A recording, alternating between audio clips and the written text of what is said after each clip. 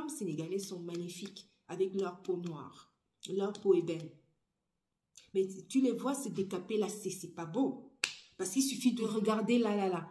Tu vois bien que là, c'est pas bon. C'est pas bon, c'est pas beau. Là, sur les blés, ça ne marche pas. Ça ne marche pas, ça ne marche pas. Vous allez me dire, mais non, pour toi c'est facile d'en parler parce que tu es clair. Non, non. Mes sœurs sénégalaises, je n'ai rien contre vous. Au contraire, moi, le Sénégal, c'est mon pays. C'est mon 4e pays d'adoption. Au Congo, oh là là, même les hommes, mon Dieu. Ah là, c'est quand même pas beau. C'est quand même pas beau, c'est quand même pas beau. Désolé, c'est quand même pas beau. Désolé, les Congolais. Mais c'est quand même pas beau. Désolé, avec mes excuses. Tu vois là. Et comme il y a la barbe, mais tu les vois là en train de se dépigmenter la peau. Je me dis, mais c'est pas possible. Pourquoi vous voulez être blanche? Mais moi, j'aimerais avoir votre peau, par exemple. La femme africaine, en essence même, elle aime changer. Elle aime changer de coiffure, être belle. Elle aime se parer des coiffures montantes, voilà, se faire belle. C'est ça la femme africaine. Donc que tu ailles explorer d'autres sortes de coiffures, pourquoi pas? Mais si tu ne penses que tes perruques qui te rendent belle, c'est là où il y a le vrai problème. En fait. Les amis, j'espère que vous allez bien. Comment allez-vous? Eh bien, moi, je me porte bien. Le Seigneur est merveilleux. Il me garde, il me protège, surtout en santé. Et je lui dis merci. La mienne, c'est la spiritualité chrétienne. C'est celle-là qui influence ma vie. Donc, je ne peux que dire merci au Seigneur de ce qu'il me garde, il me protège et surtout que je suis en bonne santé. Qu'il en soit également de même pour vous. Alors, aujourd'hui, une autre vidéo, un autre sujet, c'est un peu la continuité de ce que j'ai déjà entamé sur la précédente vidéo qui parlait de la dépigmentation de la peau. Ici, dans cette vidéo, j'aborderai beaucoup plus les pays en Afrique qui usent beaucoup de ces méthodes-là et comment faire, par exemple, au niveau de la santé publique, comment faire pour pouvoir remédier à tout cela. Parce que il est possible également d'y remédier. C'est l'objet de notre vidéo. Restez accrochés, ne bougez pas. Allons-y, c'est parti.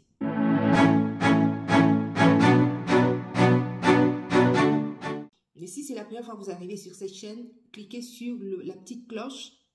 Abonnez-vous afin que vous puissiez recevoir facilement les nouvelles vidéos. La dépigmentation volontaire de la peau, c'est-à-dire que tu te prends un produit au marché et puis tu commences à te dépigmenter la peau. Enfin, au fur et à mesure que tu vas appliquer dessus, la peau devient un peu plus claire, change de carnation. De noir foncé que tu étais, par exemple, tu deviens beaucoup plus clair. Et c'est comme cela que, au fur et à mesure, ça peut durer des années, parce que apparemment, il se pourrait que ce soit également addictif. Donc, difficile de s'en séparer. Donc, ta peau va changer. Et parfois, comme les produits ne sont pas toujours ça, tu peux te retrouver avec une peau très foncée, et là foncée, et là claire, un peu, on dirait du coca mélangé à du Fanta. Donc, ici aussi au niveau des pommettes, un peu partout sur le corps, soit foncé là, clair là, foncé là, ou alors des brûlures un peu partout. Donc, bon, ça c'est des conséquences vraiment qu'on peut communément, même seulement au niveau de ton corps, visuel et rencontrer. Donc, de la beauté que tu recherchais, tu te retrouves à être quelqu'un, excusez-moi, qui n'est pas agréable à regarder parce que, voilà, ton visage se retrouve un petit peu presque à craindre.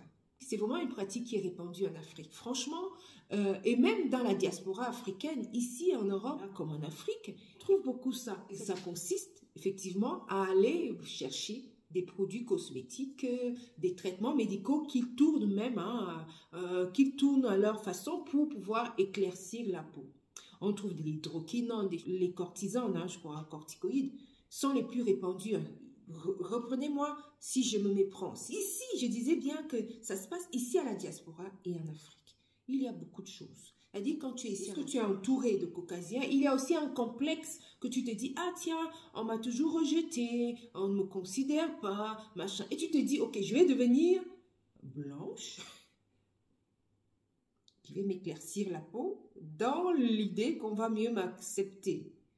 Sauf que tu oublies que tu es africaine et que ça se voit sur tes lèvres, sur ton nez, sur ta manière d'être, sur tes cheveux. Enfin, il y en a qui, bon voilà, ils se lissent continuellement les cheveux, qui ne s'acceptent même plus, qui ne peuvent même plus faire ce que j'ai là sur la tête parce que ça reflète leurs cheveux crépus.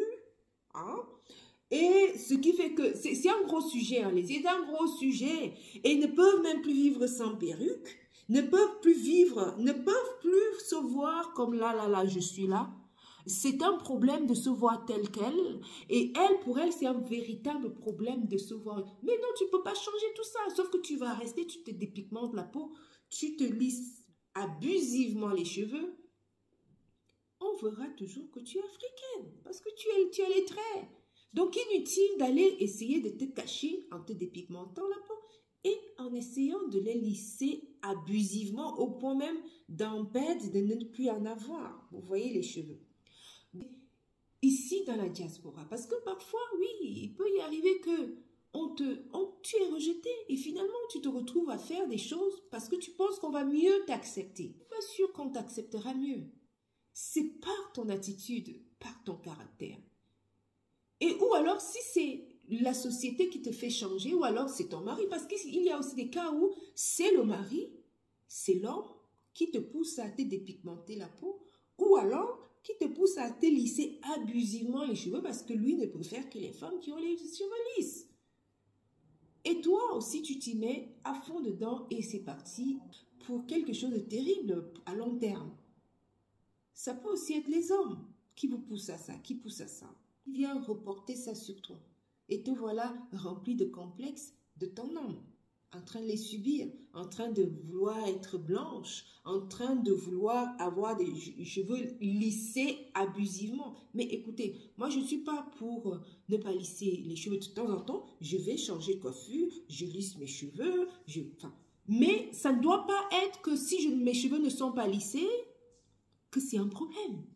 C'est là où il y a le problème. Tu as le droit de te changer de coiffure. Pour moi, en tout cas, les extrêmes où on dit « Ah non, jamais quand tu es noir, tu dois chercher à ressembler à quelqu'un d'autre. » Bon, là aussi, on est dans un truc où excusez-moi, enfin bref, c'est un peu les extrêmes là, de se dire « Moi, je n'ai plus le droit d'aller essayer d'autres coiffures parce que je le souhaite, parce que je suis noire. » Vous savez que tu défends un idéal afrocentré. Pardon, s'il y a les afrocentrés qui sont là, qui passent par là, pardon, je dis simplement que, tu as le droit de tester d'autres coiffures. Si tu n'es pas afrocentrique à fond les caisses, tu as le droit, comme moi, enfin, je me dis, je ne suis pas à fond les caisses, j'ai encore le droit de me lisser les cheveux quand je veux. Mais seulement, je n'ai pas le droit de ne pas aimer mon cheveu. Mais ce n'est pas parce que je lisse mes cheveux que je n'aime pas mes cheveux. Tu n'aimes pas tes cheveux quand tu les lisses abusivement et que tu ne penses que tu es belle que quand tes cheveux sont lisses. Parce que tu es aussi belle, il faut pouvoir s'approprier ce qu'on est. On a d'abord des cheveux crépus. Donc, tu dois aussi être fière de pouvoir te sortir avec tes cheveux crépus. Où est le problème? Ce sont tes cheveux. Pourquoi en avoir honte ou alors peur que les gens voient ton cheveu crépus? Le problème arrive quand tu penses que tu n'es belle qu'avec tes perruques ou que tu n'es belle qu'avec tes cheveux lisses. C'est là où vient le problème. Mais si de temps en temps tu vas effleurer d'autres coiffures, de temps en temps, bon, tu fais ci, ça, bon, ça fait partie de la femme africaine. La femme africaine, en essence même, elle aime changer. Elle aime changer de coiffure, elle aime, voilà, être belle, elle aime se parer, elle aime avoir, voilà, des coiffures qui montantes, voilà, se faire belle. C'est ça la femme africaine. Donc que tu ailles explorer d'autres sortes de coiffures, pourquoi pas? Mais si tu ne penses que maintenant que seulement tes cheveux lisses, ou alors tes perruques qui te rendent belle, c'est là où il y a le vrai problème en fait. C'est là où il y a le problème. Et quand tu en es arrivé à ce stade, il faut véritablement que tu te poses dans des questions et te dire, ah, peut-être que là, j'ai un problème. J'ai un véritable problème. Il faut peut-être là, je change du tout. Et recommence à véritablement à m'accepter au point mort. C'est-à-dire au point où, voilà, je me coupe tous les cheveux et mes cheveux redeviennent crépus. Et puis voilà, je me réhabitue avec moi-même. Sauf qu'au niveau de la peau, c'est souvent compliqué. C'est souvent compliqué de revenir en arrière. Parce qu'il y a des conséquences. Parce que ta peau devient quelque chose, comme je disais, un mélange coca-fanta, brunâtre, jaunâtre, là, noir, là, rouge, là. Ça devient quelque chose de pas très beau à voir. Et ça, c'est compliqué de revenir en arrière. C'est compliqué. Parce que je connais quelqu'un autour de moi qui, malheureusement, a beaucoup abusé. Et c'est très difficile à revenir en arrière. Très difficile. La personne n'est d'ailleurs jamais revenue en arrière. Jamais. Jamais. N'a pas réussi. C'est triste, hein. Donc tu te retrouves avec elle se retrouve avec elle s'est retrouvée avec un visage comme ça. Toute la vie. Impossible de revenir en arrière. C'est très triste. C'est très, très, très triste. Donc il y a des conséquences à bien réfléchir avant de s'y lancer. À bien réfléchir. C'est volontaire. Donc et tellement on en voit dans le marché. Il y en a qui parlent de naturel, je ne sais même pas ce qu'ils mettent dedans, enfin bref. Il suffit d'aller dans les boutiques africaines ou alors pakistanais, là, ou alors chez l'épicier à côté, mais il faut voir, il y en a de toutes sortes. Mais pour information, il n'y a pas que les femmes africaines qui le font. Il y a aussi beaucoup de personnes de l'Inde qui le font. Beaucoup. Les Asiatiques le font aussi également, beaucoup. Ici, moi, je parle beaucoup du côté où je connais un peu plus. C'est le côté africain. Les femmes africaines, et aussi qui vont jusqu'à leurs enfants. Et je voulais justement, donc, il y a beaucoup de pays qui excellent en la matière. Donc, il y a beaucoup les pays de l'Afrique de l'Ouest. Franchement, les pays de l'Afrique de l'Ouest. Je n'épargne pas toute l'Afrique, mais je dis beaucoup plus en Afrique de l'Ouest. J'ai vu au Kenya, je n'ai pas beaucoup vu. Je ne sais pas pourquoi je n'ai pas beaucoup vu ça au Kenya. Il y en a certainement, hein, mais je me dis le pourcentage est très peu par rapport à l'Afrique de l'Ouest. Je ne sais pas pourquoi l'impact de l'esclavage, la colonisation est si présente dans ces pays d'Afrique, Afrique de l'Ouest, Afrique centrale, du Sud. Parce que quand tu vas en Afrique de l'Ouest, au Sénégal, mais les Sénégalais sont belles, avec leur peau mate, leur peau ébène. C'est tellement beau, c'est tellement magnifique. Mais tu les vois là en train de se dépigmenter la peau. Je me dis, mais c'est pas possible. Pourquoi vous voulez être blanche? Mais moi, j'aimerais avoir votre peau, par exemple. J'aimerais avoir votre peau. La peau bien ébène, la peau bien noire. Mais non. Et là, tu vois tout de suite, c'est pas naturel parce que bon, quand tu sors, comme les Sénégalaises, je prends le cas du Sénégal, hein. Mes sœurs sénégalaises, je n'ai rien contre vous. Au contraire, moi, le Sénégal, c'est mon 4e pays. C'est mon 4e pays d'adoption. Pays d'adoption, le Sénégal. Donc, le Sénégal, j'aime beaucoup le Sénégal. Mais je me dis que on ne reprend que celui qu'on aime. Les femmes sénégalaises, c'est dépigmenter la peau. Franchement, la belle peau que les Sénégalaises ont. Je prends seulement le cas du Sénégal. Ils sont magnifiques. La peau est belle, bien noire. Oh, bien foncée, c'est tellement beau. Mais tu les vois se décaper la peau. Mais non, pourquoi te décapes-tu la peau? Pourquoi te dépigmentes-tu la peau? Sais-tu que ça a beaucoup de conséquences négatives? Négatives. Vraiment, reviens en arrière. C'est peut-être un phénomène de mode, mais non, tu n'as pas... Tu dis, mais c'est mon... Mais sauf que ça t'abîme. C'est aussi les montagnes des montagnes d'ignorance, de se dire, voilà, bon, voilà, c'est une manière de me rendre belle, ou alors vos hommes qui vous influencent. Les femmes sénégalaises sont magnifiques, avec leur peau noire, leur peau ébène.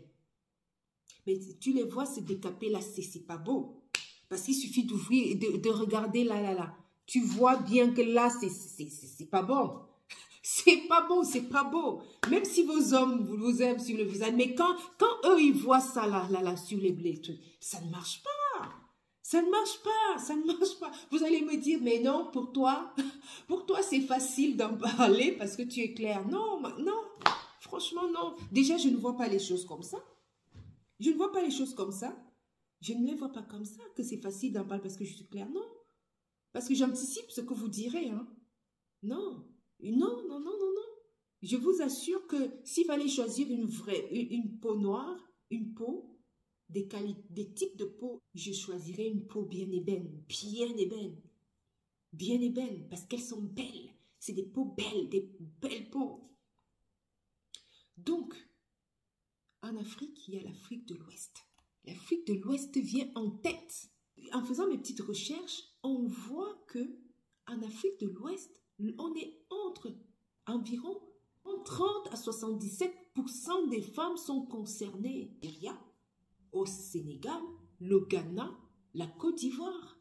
Mais des fois, il y en a une, celle-là, tu les regardes, tu dis, mais c'est pas possible, elle est devenue jaune ou quoi? Rigolant un peu. Rigolo. Non, c'est pas marrant, mais franchement, je sais qu'il y a beaucoup de femmes là qui viendront se fâcher ici. Mais ne vous fâchez pas trop, hein. Mais franchement, on ne dit que la vérité. Vous me direz que toute vérité n'est pas bonne à dire. Mais c'est ça la réalité. Cette vidéo a un but de sensibilisation. Sensibilisation. Comment tu te retrouves à être transparente? Tu te retrouves à être transparente de noir ébène que tu es, par exemple, de noir ébène à comme ça, noir ébène, tu te retrouves là comme ça. Non, c'est dangereux, c'est trop dangereux. C'est trop dangereux. C'est trop dangereux. Pour ta propre... Parce que les cancers, les risques, c'est les cancers. Les cancers de la peau. Et que tu te retrouves à une césarienne ou à l'hôpital qu'on n'arrive pas à t'opérer. Et aussi au niveau de ton visage, tu deviens rouge, noir, vert, toutes les couleurs. L'Afrique centrale aussi, le Cameroun, oh là là, mon Dieu, on pense que ce n'est que quand tu es claire que tu es belle. Moi, bon, il y a au Cameroun, il y a certaines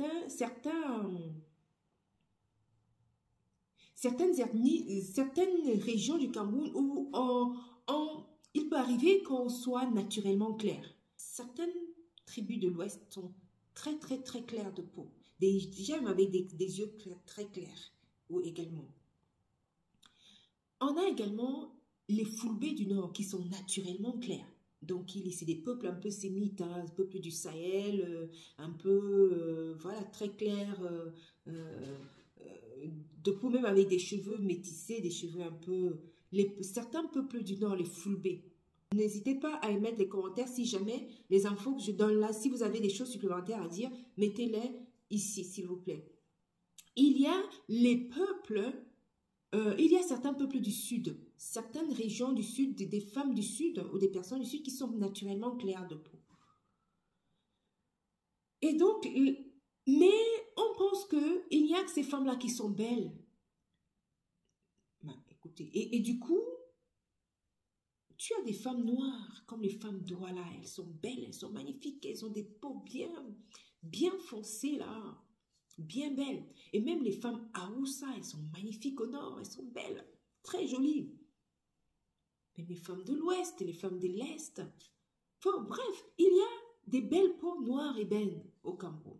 Mais on considère, une fois que on considère que voilà, c'est la femme claire qui est belle. Il suffit parfois de regarder les représentativités supérieures, hein, pour voir un petit peu, voilà, à quoi on tend. Donc, il y a le Cameroun, il y a le Congo. Au Congo, oh là là là là là, même les hommes, mon Dieu, ah là, c'est quand même pas beau. C'est quand même pas beau, c'est quand même pas beau. Désolé, c'est quand même pas beau. Désolé, les Congolais. Mais c'est quand même pas beau, désolé, avec mes excuses. Tu vois là, et comme il y a la barbe, tu vois donc que la barbe est bien foncée, et là on voit un peu d'éclair, et là on voit, oh là, non, viens donc voir ici. Ouh, non, les hommes congolais, arrêtons, arrêtez le massacre. Les Congolais, mais non, du Congo hein, d'ailleurs, hein. C'est comme un fléau, les gens ne s'acceptent pas avec leur peau, mais je comprends pas, franchement. Il faut déjà voir les conséquences, parce qu'il y a de grandes conséquences. Il y a vraiment de fortes conséquences, donc il est important de vraiment y penser. Après, je venais également citer des pays comme l'Afrique australe. Il y a l'Afrique du Sud hein, qui vient un peu, il y a la Namibie hein, qui ont quand même des taux un peu significatifs. Moi, je m'étonne pour l'Afrique du Sud quand même, parce que quand tu vois quand même l'histoire de l'Afrique du Sud, tu vois d'où l'Afrique du Sud sort. D'où, à quel niveau ils sortent et jusqu'à arriver là, en arriver à ce jour. S'ils sont encore assez complexes là. Bon, quoi que tu te dis, bon, pile ou face, quand tu vois l'oppression qu'ils ont aussi vécue, tu te dis, ah, peut-être que beaucoup ont voulu être ce que les maîtres pendant l'apartheid étaient. Donc, enfin, c'est vraiment, c'est compliqué. Comment faire pour remédier à ce problème? Je pense que les pouvoirs publics doivent prendre cette histoire à bras le corps. Il y a déjà certains pays qui, quand même, qui sont virulents dessus. Je sais qu'il y a la Côte d'Ivoire, hein, où le fléau est aussi très grave, même jusqu'aux enfants, qui a pris les choses à bras le corps. Il y a les pays de l'Afrique de l'Ouest qui ont quand même pris les choses à bras le corps. J'espère également en Afrique centrale prendre ce problème à bras le corps et éduquer les gens, sensibiliser même au niveau des télévisions, dire aux gens qu'il n'y a pas, valoriser la peau noire. Parce qu'il suffit, moi, je reviens sur le Sénégal. J'ai été au Sénégal, je dis mais mince, mais la majorité des femmes ici sont noires, sont avec la peau ébène. La majorité ont la peau ébène. Comment se fait-il que les pubs, les panneaux, les grands panneaux publicitaires qui sont là-haut, elles sont pratiquement toutes métissées? J'ai pas compris le truc. Je n'ai vraiment pas compris. Et ça m'a montré, en essayant de comprendre pourquoi, je me suis rendu compte véritablement que là, parmi ces femmes noires, bien ébènes, bien belles, il y en avait beaucoup qui s'étaient dépigmentées la peau, qui avaient des peaux claires, mais il suffisait de regarder un peu plus près et tu les voyais dépigmentées. C'est quand même triste et il est important de vraiment noter que la dépigmentation est quelque chose on doit vraiment lutter contre ça. Pas en parler, et surtout les hommes, ne pas encourager vos femmes à le faire, parce que vous en êtes pour beaucoup, vraiment. Allez, sur ce, je vous dis donc à très bientôt à une autre vidéo. Ciao, ciao.